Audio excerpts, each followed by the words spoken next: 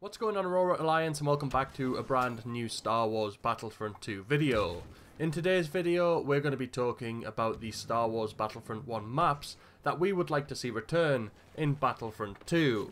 Before we get fully into this video, let me know down in the comment section below what maps you would like to see return in Star Wars Battlefront 2, and if you're new to the channel, make sure to subscribe to be kept up to date with all Battlefront 2 content. But now, let's get into this video. So I have chosen 5 maps I would like to see return in Battlefront 2 from EA and DICE's first Battlefront game. This is down to my own opinion. Do not take any of this as like fact that these will be returning, it's just purely what I would like to see. I have chosen these maps based on what they would like to play in Battlefront 1, and some of them are iconic Star Wars locations that should be included in Star Wars Battlefront 2. First off, we have the Forest Moon of Endor. This map offered a large variety of gameplay situations and environments.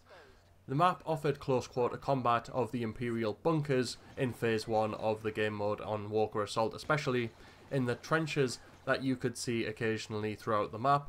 The Ewok tree houses, sometimes you would be hiding behind them for cover and people would charge at you, run around the corner, and it would leave you in a very close quarter combat situation.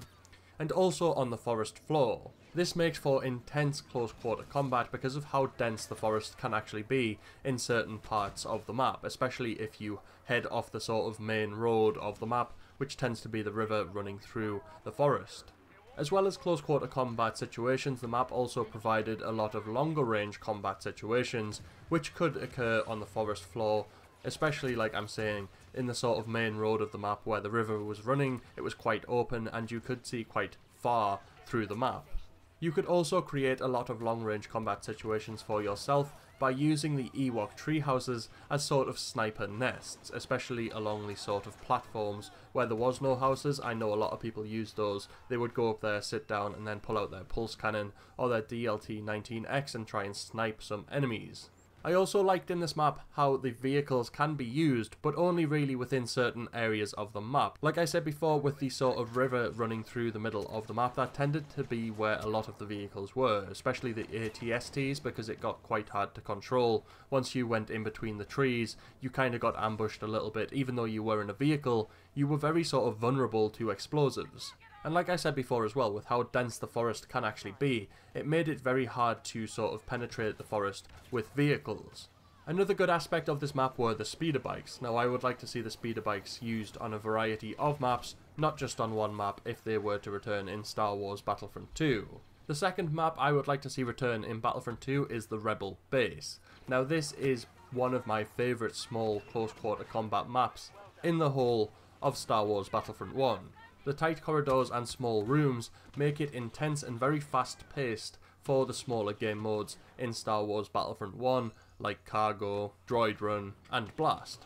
To win on this map specifically, it requires a lot of teamwork and control of the map, which makes it really quite tactical. If you just run off on your own in this map, you do tend to get ambushed quite a bit. With third person being allowed, a lot of corners are in this map, so a lot of people stand at the corners and use the third person camera to see who's going to be running in the corridor and then step out and kill them. Where if you play as a team and sort of control the map a little bit more, and a lot of these sort of crucial points of the map where people tend to run through, you do tend to win the game, and that's what I really like about this map. It's a very tactical map, it's very close quarters, and that is my kind of map.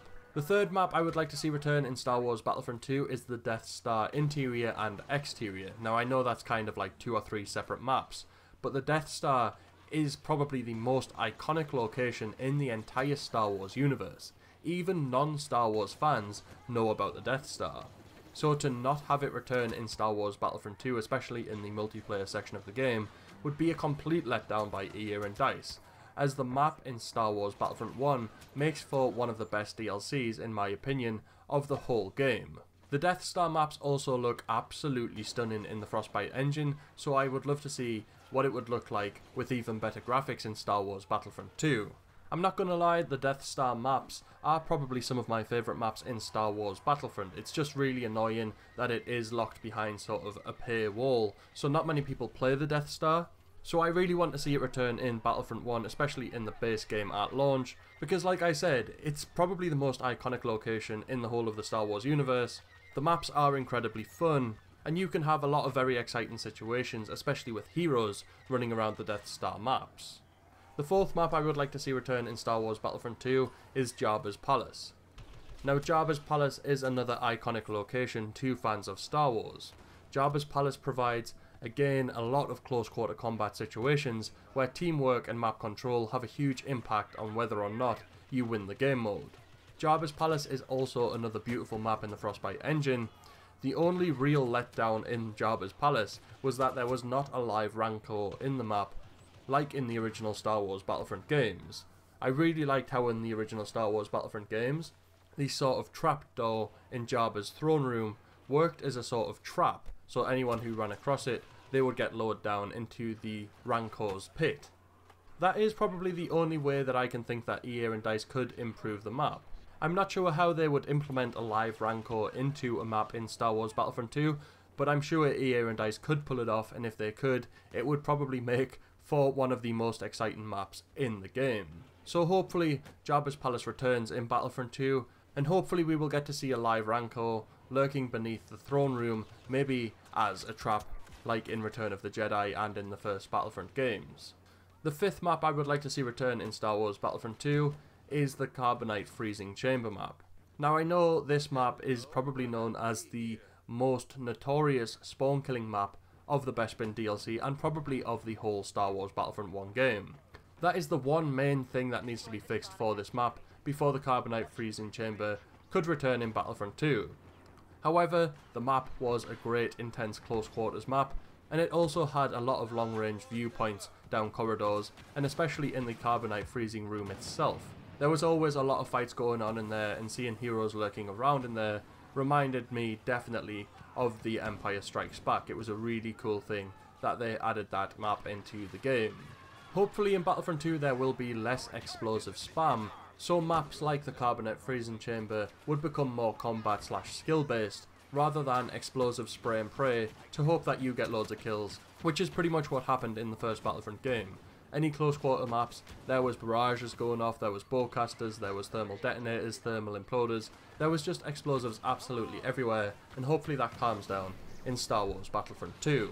Like I said at the start of this video, let me know down in the comment section below what maps you would like to see return in Battlefront 2, and if you're new to the channel, make sure to subscribe to join the Aurora Alliance to be kept up to date with all Battlefront 2 content and other Star Wars games.